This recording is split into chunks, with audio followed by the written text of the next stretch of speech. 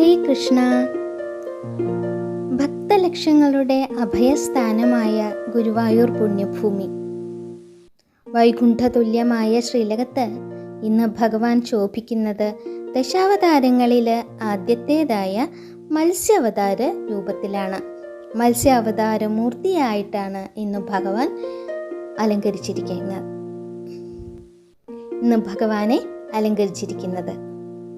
പ്രളയജലത്തിൽ നിന്ന് വേദങ്ങളെ വീണ്ടെടുത്ത ആ കാരുണ്യക്കടലിനെ നമുക്ക് ധ്യാനിക്കാം. മത്സ്യാവതാര രൂപത്തിലുള്ള ഭഗവാൻ ചതുർബാഹു രൂപത്തിലാണ് അലങ്കരിച്ചിട്ടുള്ളത്.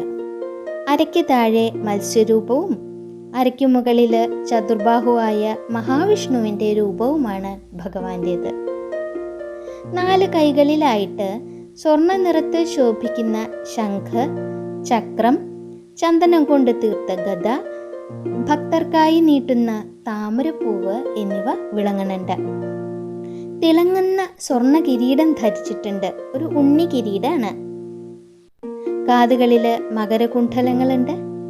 നെറ്റിയിൽ സ്വർണ്ണഗോപി തേജസ് വർദ്ധിപ്പിച്ചുകൊണ്ട് ഇരിക്കുന്നുണ്ട്. മുല്ലമൊട്ടുമാല, പതക്കം ഒക്കെ ഭഗവാന് ചാർത്തിയിട്ടുണ്ട്. വളകളുണ്ട്, കൈവളകളും തോൾവളകളും ഉണ്ട്. ചുവന്ന തെച്ചിപ്പൂക്കള്, താമര എന്നിവ ചേർത്തിട്ടും തുളസിയും കൂടി ചേർത്തിട്ടുള്ള ഉണ്ടമാലകള് ഭഗവാനെ പൊതിഞ്ഞ് നിൽക്കുന്നുണ്ട്. എന്തുകൊണ്ടാണ് ഭഗവാൻ മത്സ്യാവതാരം കൈക്കൊണ്ടത് എന്നറിയില്ലേ?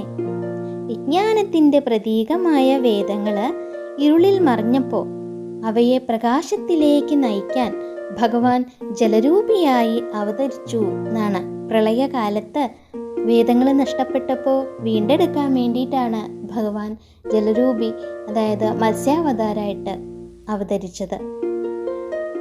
നമ്മുടെ ഉള്ളിലെ അജ്ഞാനമാകുന്ന ഇരുളിനെ നീക്കി ഭക്തിയുടെ പ്രകാശത്തിലേക്ക് നയിക്കാൻ ഈ ദർശനം നമ്മളെ സഹായിക്കുകയാണ്. സംസാര സാഗരത്തിൽ അകപ്പെട്ടു പോയ ജീവാത്മാവിനെ കരകയറ്റാന് മത്സ്യാവതാരമൂർത്തിയായ ഗുരുവായൂരപ്പൻ സദാ സന്നദ്ധനാണ് എന്നുള്ളതാണ്. വേദങ്ങളെ സംരക്ഷിച്ചതുപോലെ ഭഗവാൻ നമ്മളെയും കാത്തുരക്ഷിക്കും.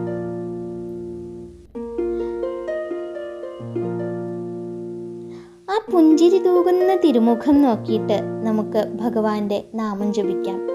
നാരായണ നാരായണ നാരായണ എന്ന് വിളിക്കുമ്പോൾ ഭഗവാൻ നമ്മുടെ കൂടെയുണ്ട് എന്ന ബോധം നമ്മളെ നയിക്കുന്നതാണ്. കണ്ടാലും മതി വരാത്ത ആ പുണ്യരൂപം മനസ്സിലുറപ്പിച്ച് സകല ദുഃഖങ്ങളും ആ തൃപ്പാദങ്ങളിൽ അർപ്പിച്ച് നമുക്ക് എല്ലാവർക്കും ഒരുമിച്ച് ഭഗവാന്റെ നാമങ്ങൾ ജപിക്കാം. ഉറക്കെ നമുക്ക് നാമം ജപിക്കാം. നാരായണ നാരായണ നാരായണ, കൃഷ്ണ ഗുരുവായൂരപ്പ.